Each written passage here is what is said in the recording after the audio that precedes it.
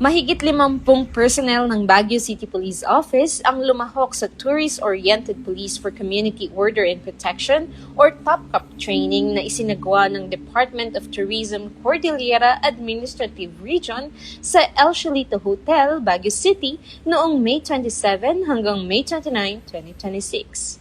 Layunin ng aktibidad na higit pang mapalakas ang kakayahan ng mga pulis sa pagbibigay ng tourism-oriented public service, particular sa larangan ng professionalism, communication skills, cultural sensitivity, at service-oriented policing. Sa kanyang welcome remarks, sinabi ni Police Colonel Ruel D. Tagal, City Director ng Baguio City Police Office, na mahalagang mapanatili ang kultura ng kaligtasan, disiplina at mabuting pakikitungo sa isang tourism-driven city gaya ng Baguio.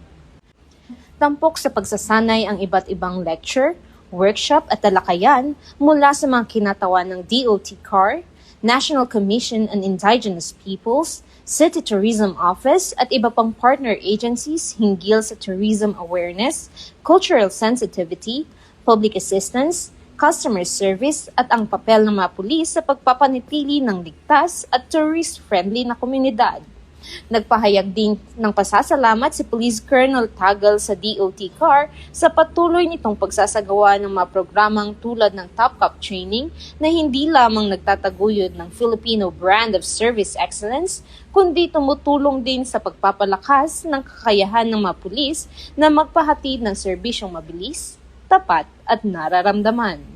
Inaasahang magsisilbing mahalagang oportunidad ang nasabing pagsasanay upang higit pang mapaunlad ang kaalaman at kasanayan ng mga kalahok sa pagbibigay ng mas mahusay at mas makataong serbisyo publiko.